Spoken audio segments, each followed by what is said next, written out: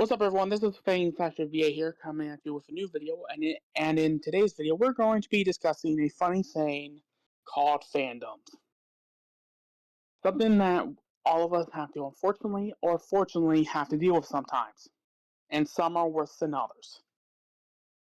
And some are so opinionated and thinks that, you know, when you try out for facts, they always come back and they always have some sort of clap back.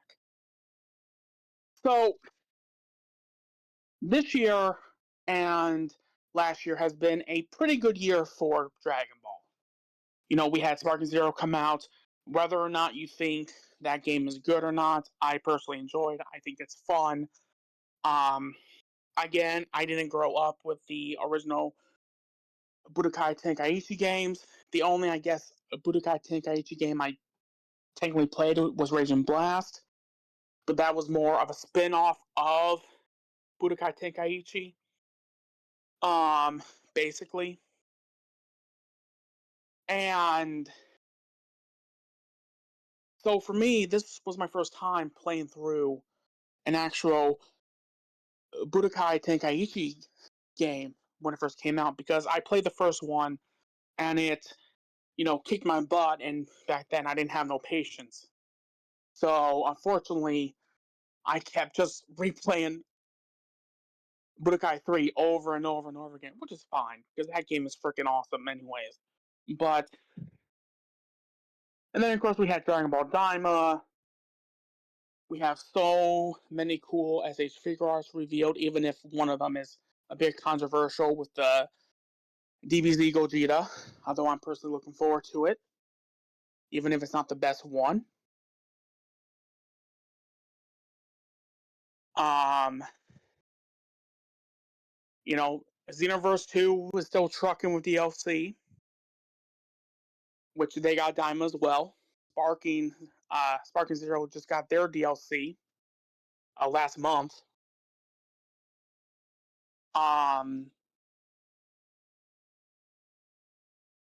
Legends, unfortunately, seems to be dealing with a bit of a downturn. A lot of people are not happy with that game, and Dokkan is still kicking butt, which Dokkan is finally getting our first Super Saiyan 4 unit from Daima, which is the mini version. Other than Sparking Zero, that's the only mainline, Dragon Ball game that's in the US that is getting mini Super Saiyan 4 Goku from Dragon Ball Daima. And then now we have this big whole event coming up that's going to announce a new game, 2 new projects. Fighters is back, and they revealed they're getting Super Saiyan 4 Daima Goku. And yeah, Dragon Ball is looking like to be in a very good spot. And then you go on Twitter, and then you start seeing all these bad takes about GT's Super Saiyan 4. All of a sudden, you have these people coming out of the woodwork talking about how, Daima is going to erase it. I mean, look at this. It doesn't have any representation at the 40th, event, blah, blah, blah, blah, blah. And it's like, guys, they're going to promote the new stuff first.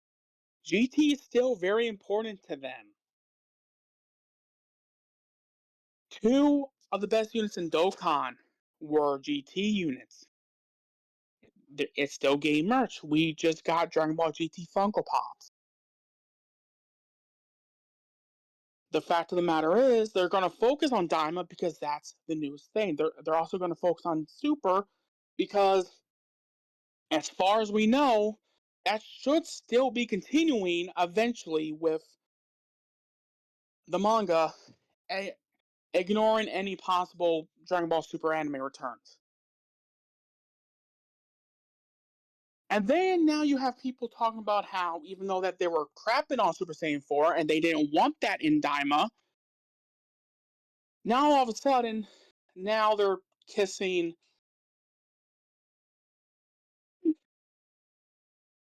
because they how it is, kissing a bunch of ass, and now they're praising the form.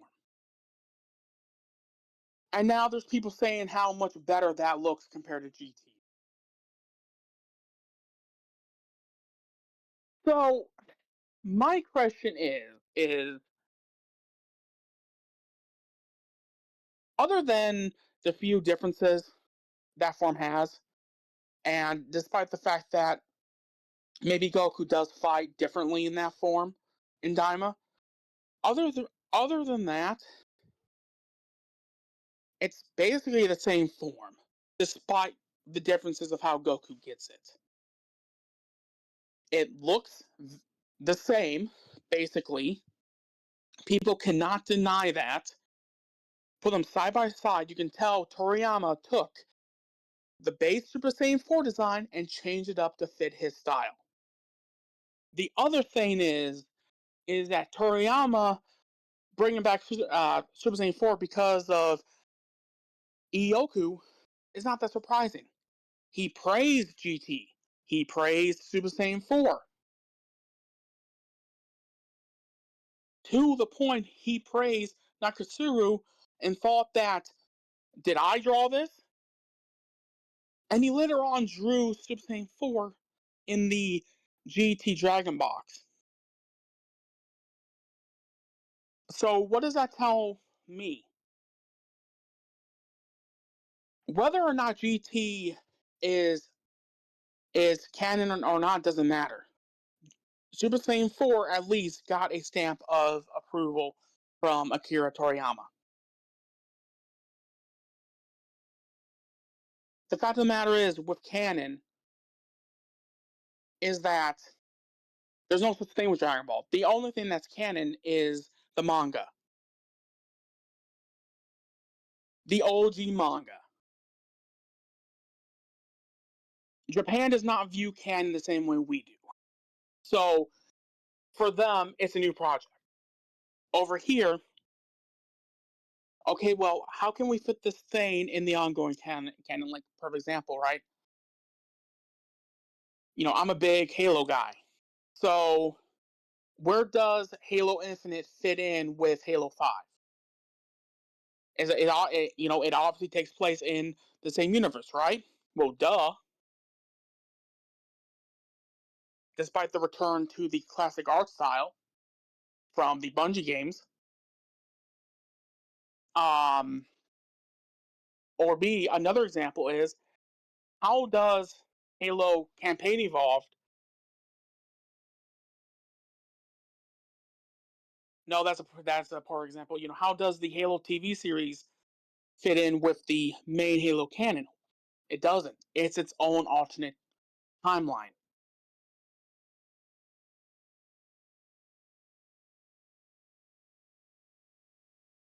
So, by that logic is, in Japan, the creator of a manga could change the ending at any time. If the audience isn't happy and if they're not happy. That happened with Shaman King, if I recall. Kishimoto may wake up and all of you Naruhina shippers and Sasu Saku shippers are probably not going to like this, but it can happen.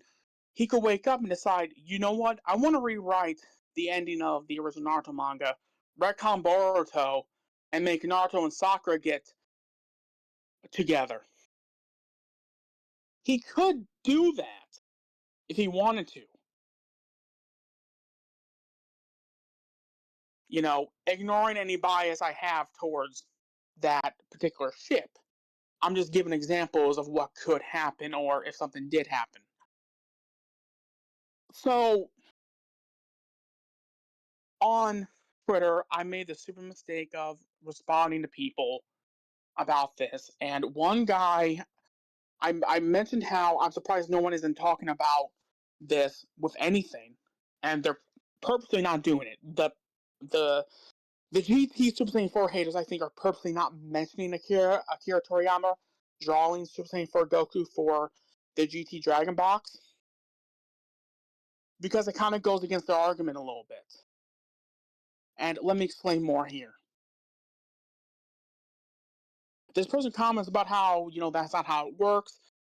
Toriyama always takes something and changes it up, but keep things familiar, like with Broly and Bardock. Now with the Bardock thing, if anyone knows the manga, that kind of tells me that this person either forgot or hasn't read the OG manga for Dragon Ball. When we first see Bardock in the manga, it's not with Dragon Ball Minus. It's during the Namek Saga, and the version of Bardock we see is the one from the Bardock special, as you all can see on the screen right now. So, that tells me Toriyama either forgot about that, which is a possibility. B, he changed his mind and wanted to do his own thing, but taking inspiration from the Bardock special. And that's perfectly okay. You know, I'm glad Dragon Ball Minus exists because we have Gine, and Gine is adorable. And then this person put that just because he likes something doesn't mean we have to. So that's the same excuse that these same people were giving about Daima when people told them, well, you should watch it because it's Toriyama's final work, as far as we know.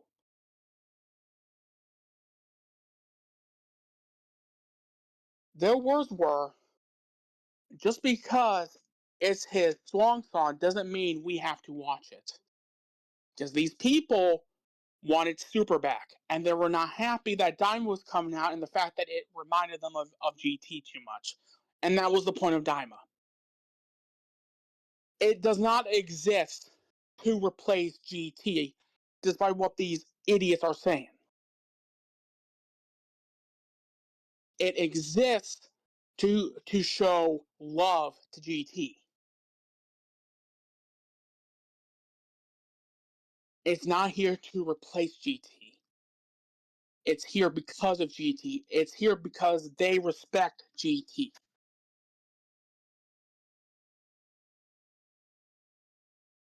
And that's huge. Yes, we didn't get Super Saiyan 4 Vegeta. Yes, we never saw them fuse that Super Saiyan 4s into either Gogeta or Vegeta or a new fusion with the fusion bugs.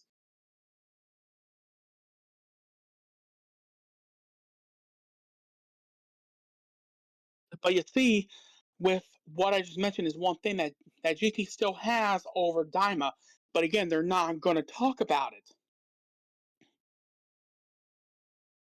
Because again, it goes against the argument of basically Daima Super Saiyan 4 replacing GTs. Well, what other Saiyan got Super Saiyan 4 and GT, guys? I just mentioned him, Vegeta. That also means that we don't have, and because of that, there's no way of us seeing Super Saiyan 4 Gogeta or Vegeta Daima version. Now, I expected Gogeta to still look the same from GT, just with the added Daima stuff like the giant fist, the two red fur like point um parts, covering his pecs, you know, and same thing with Super Saiyan 4 Vegito. I expect him to look similar to his hero's design, just again with the Daima, changes. Um, so because of that, because of those two things, even if Daima was made to replace GT, GT still had the honestly the better first villain, like first major villain with Baby Vegeta. He is way more memorable, and he was not created by Toriyama, unlike Goma was. Despite the whole idea of that third eye, and despite the fact that that's knowing Toriyama, that was probably probably some sort of joke, because he is a comedy writer.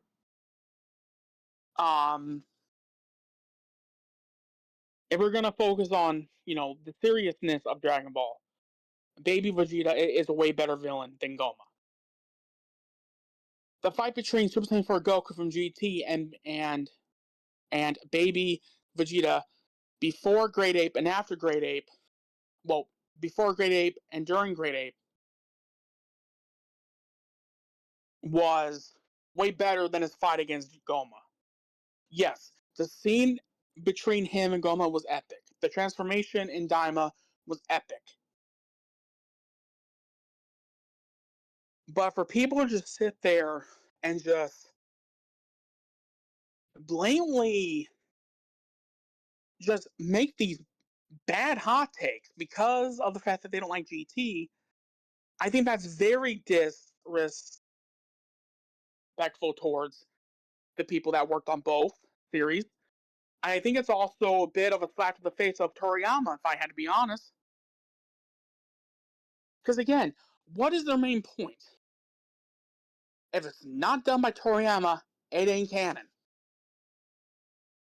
Meanwhile, here you have Toriyama adapting a very popular transformation with Super Saiyan 4. And you gotta remind people, just like with Super Broly, it made Z Broly's popularity skyrocket as well.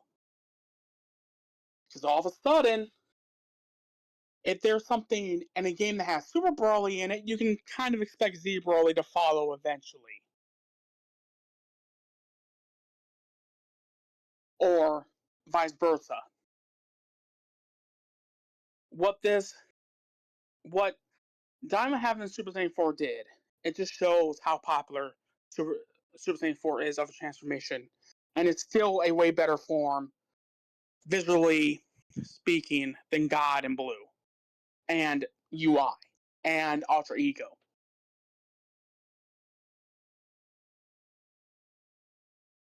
I will always say that Super Saiyan 4 makes more sense for the same race than God Key.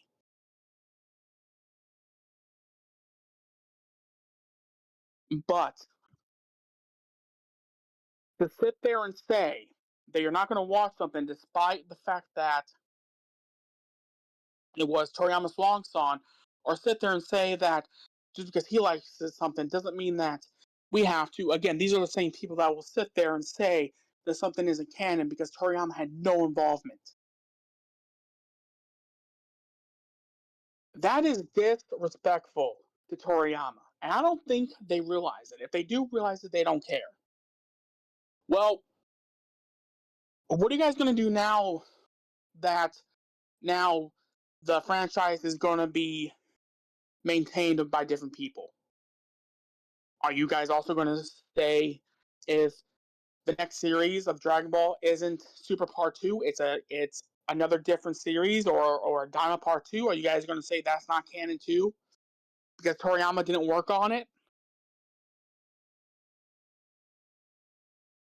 But as we know, Dragon Ball Twitter is a very, very, very frustrating place to be because it's a lot of hot takes, it's a lot of headcanons, it's a lot of people that have their nostalgic glasses on for the original Funimation dub, or the 1% of people that prefer the Ocean dub.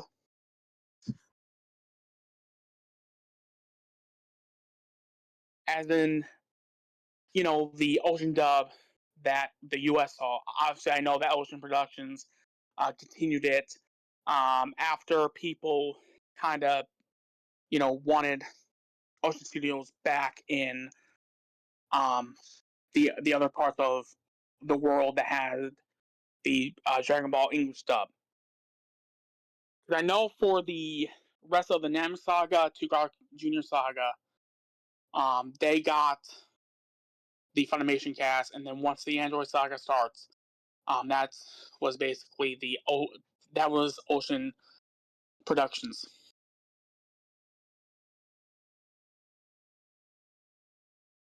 And here's the thing, right? I'm nostalgic before that original Dragon Ball Z dub that Funimation did. However, very inaccurate. But if you tell those people that, they'll fight you tooth and nail. And this is why I often say that you should really take people's opinions on Twitter with a grain of salt, because you don't know if they're rage baiting, you don't know if it's just a hot take, you don't know if they're just wanting to get a rise out of you, like, you don't know if they're trolling. And that is why I often say that if you like something, continue liking it, no matter what people say. If you like Dragon Ball Evolution, that's fine. If you like GT and prefer it over Super, that's fine. If you like Heroes, that's fine. I love Dragon Ball Heroes. I love GT. I don't mind Evolution. I can definitely watch it as a generic American martial arts movie, but as a Dragon Ball movie, it definitely sucks. Um, but no, Daima Super Saiyan 4 Goku's not here to replace the GT one.